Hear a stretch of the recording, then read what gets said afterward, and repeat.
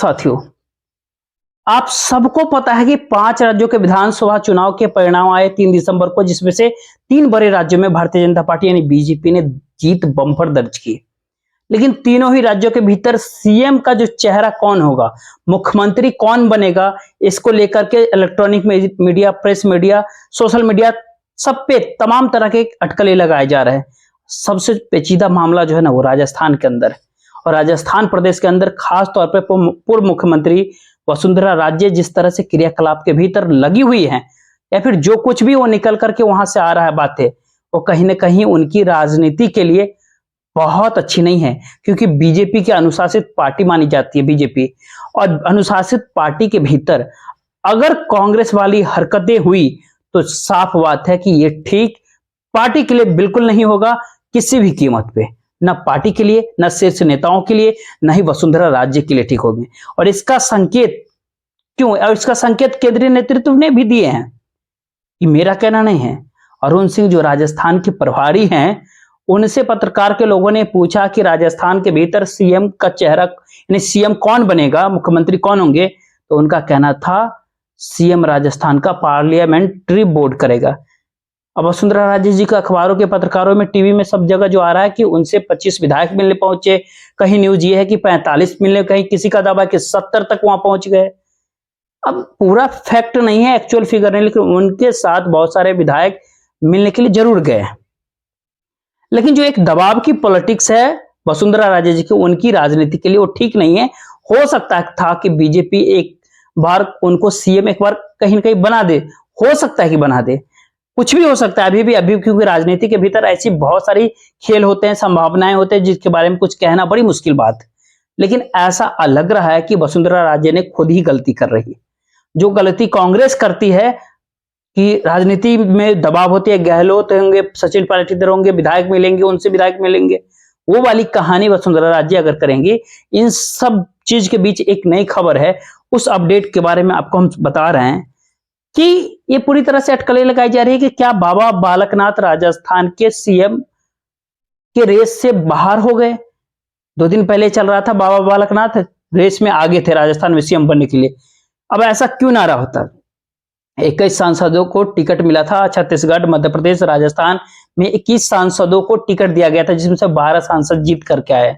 उन 12 में से 11 सांसदों ने इस्तीफा दे दिया सांसदी से।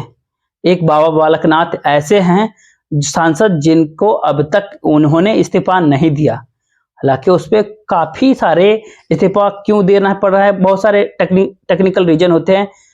सांसद है तो 10 दिनों और विधायक है तो 12 दिन के अंदर देना पड़ता है। तो फिर बाबा बालकनाथ ने अब तक इस्तीफा क्यों नहीं दिया? क्या ये भी एक राजनीति है दबाव की, या फिर बाबा बालकनाथ को ऐसा लग रहा है कि मुझे सीएम नहीं बनाया जाएगा और विधायक बना रहना नहीं चाहते, इसलिए वो सांसद ही बना रहना चाहते, इसलिए उन्होंने शायद इस्तीफा नहीं दिया। या फिर केंद्रीय नेतृत्व में वसुंधरा राजे सिंधिया को देखते हुए ऐसा कहा कि जितने सांसद जीते हैं सभी लोग इस्तीफा दे दो, क्योंकि सारे सांसद जो करीब करीब जो है, आप ये कह सकते हैं मुख्यमंत्री के रेस में आते हैं, चाहे दिया कुमारी हो, आप हर्षवर्धन, जो राजवर्धन सिंह राठौर हो, या सारे लोग जो है सीएम के रेस में हैं। सबका नाम चल रहा है, कुछ नाम और भी इसके अलावा चल रहे हैं। उसमें से एक प्रमुखता से नाम चल रहा है राजस्थान के भीतर, उनका नाम होता है अर्जुन राम मेघवाल, जो लॉ मिनिस्टर है। इसके आगे और क्या क्या बातें निकल करके आ रही है? क्या विधानसभा चुनाव जीता, 4 राज्यों में बीजेपी के 21 सांसद लड़े, 12 जीत गए, उसमें से अब तक 11 का इस्तीफा हो गया। और यहां पर जिन जिन लोगों ने इस्तीफा दिया, संसद का सत्र चल रहा है, अभी शीतकालीन सत्र चल रहा है, ये सारे लोग इस्तीफा दे दिए। इस्तीफा किसको देंगे? लोकसभा के जो स्पीकर हैं, जो अध्यक्ष हैं, उनको देंगे। सारे लोग पार्टी अध्यक्ष और नरेंद्र मोदी के साथ फोटो तक खिंचवाए। उस सारे फोटो जो जीत करके, चेहरा वही है जो सारे लोग जीत करके आए हैं। तो फिर क्या केंद्रीय नेतृत्व ने कहा कि आप लोग जीत गए, आप इस्तीफा दे दिए? या फिर ये सोचे कि अगले 3, 4, 5 महीने में चुनाव है, तो विधानसभा चुनाव या उपचुनाव तो होना नहीं है, ठीक है, इस्तीफा दीजिए, प्रदेश की राजनीति में अपनी सक्रियता निभाओ। तो क्या बीजेपी या भारतीय जनता पार्टी के शीर्ष नेता इनमें से किसी को मुख्यमंत्री बना सकते हैं? अब तक मुख्यमंत्री की रेस में जितने भी नाम पत्रकार के बीच आए हैं, जितने भी इलेक्ट्रॉनिक मीडिया, प्रेस मीडिया लोगों के बीच में पॉपुलर हो रहे हैं, उसमें से कोई भी मुख्यमंत्री नहीं बन पाता है। उत्तर प्रदेश का ही आप देखिएगा, दुनिया भर के नाम चल रहे थे, योगी आदित्यनाथ जी को लेकर के अलग दबाव था, लेकिन बने। खट्टर साहब इसी तरह से हरियाणा में बने। तो इस तरह की जो एक पूरी संभावनाएं हैं कि हो सकता है जितने भी नाम रेस में है उनमें से कोई नहीं बने, कोई और बन जाए। शीर्ष नेताओं का के ऊपर है ये।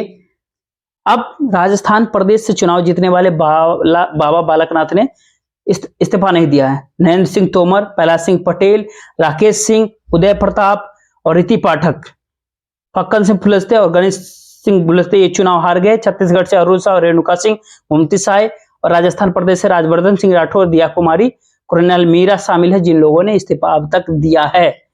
लेकिन गजेंद्र सिंह शेखावत के भी प्रशंसक जो हैं लगातार इस बात को कह रहे हैं कि गजेंद्र सिंह शेखावत भी हो सकते हैं अगले राजस्थान के मुख्यमंत्री। अगले मुख्यमंत्री राजस्थान में शेखावत साहब भी हो सकते हैं, ऐसा कयास लगाया जा रहा है। लेकिन बहुमत मिलने के बाद अब खेल क्या हो रहा है, जो प्रेस मीडिया में आ रहा है, उस खेल ने वसुंधरा राजे की कहीं ना कहीं उनकी राजनीति को खराब करे। राजस्थान में बहुमत मिलने के बाद बीजेपी के अंदर मुख्यमंत्री पद को लेकर के अलग अलग खेमों का शक्ति प्रदर्शन शुरू हो गया, जो कांग्रेस होता था। जयपुर में पूर्व मुख्यमंत्री वसुंधरा राजे से 45 विधायकों ने मुलाकात की। किसी और चैनल किसी मतलब हर प्रेस मीडिया में अलग अलग डाटा है, कहीं कोई कह रहा है 70, कोई कह रहा है 50, कोई 25। क्या सच है क्या झूठ है, या फिर ये दबाव की एक अलग राजनीति है, इसको भी आपको समझना होगा। लेकिन उसके अलावा जो राज्य के जो अध्यक्ष हैं सीपी जोशी, उनसे भी 26 मिले हुए हैं और 26 विधायक जो ऐसा निकल के आ रहे जो सीपी जोशी से मिले और 45 जो वसुंधरा राजे से मिले, उसमें से करीब 8 कॉमन है जो दोनों से मिले हैं। तो फिर बाकी क्यों नहीं किसी से मिल रहे हैं? अपने आप में यह भी बहुत बड़ी बात है। मंगलवार को वसुंधरा के समर्थक जो है कालीचरण सरात ने यह दावा कर दिया कि वसुंधरा जी के घर पे 70 विधायक पहुंचे थे। इसके अलावा दूसरी सीपी जोशी से मिलकर के शाजापुर विधायक गोविंद चंद मीरा का कहना था कि भाजपा में केंद्र और सीपी जोशी के नेतृत्व में जीत हासिल की है। कालीचरण का कहना है वसुंधरा राजे के नेतृत्व में जीत हासिल हुई है, 70 विधायक उनसे मिलने पहुंचे। और सीपी जोशी साहब से मिलने के बाद उनके खेमे के एक विधायक गोपीचंद मूला, उनका कहना होता है सीपी जोशी के नेतृत्व में जीत मिली है। मीरा सोमवार को घर भी पहुंचे थे। प्रदेश प्रभारी अरुण सिंह ने जोशी के घर जाकर के मुलाकात तक की थी। सीएम पद को लेकर के उन्होंने एक बात कही कि संसदीय बोर्ड जो फैसला लेगा वही सबको मान्य होगा। शीर्ष नेता जो कहेंगे वो सुनना होगा। केंद्रीय नेतृत्व जो निश्चित तौर पे जो बातें निकल के आ रहे उससे नाराज होंगे।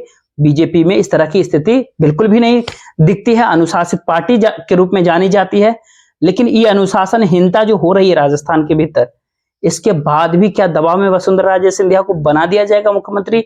यह भी अपने आप में बहुत बड़ी बात है। सारे लोग का मानना है कि 2024 के लोकसभा चुनाव तक वसुंधरा राजे को ही सीएम बना रहना चाहिए। लेकिन एक बहुत बड़ी बात यहां पर है कि एक बहुत बड़ा जो एक वर्ग है, बहुत बड़ा जो बाबा बालकनाथ को राजस्थान का मुख्यमंत्री देखना चाहता है। तो क्या बाबा बालकनाथ को इग्नोर कर दिया जाएगा? अगर इग्नोर कर दिया जाएगा तो क्या लोकसभा चुनाव में इसका क्या खामियाजा भुगतना पड़ेगा? बीजेपी को क्या खामियाजा भुगतना पड़ेगा? इसका भी विश्लेषण भारतीय जनता पार्टी को करना पड़ेगा। एक बात पता है, कल एक राष्ट्रीय कुलकर्णी सेना के जो अध्यक्ष है उनकी हत्या कर दी गई जयपुर के भीतर गोली मार करके। उसके बाद से बाबा बालकनाथ को मुख्यमंत्री बनाए जाने को लेकर के और दबाव बन गया है।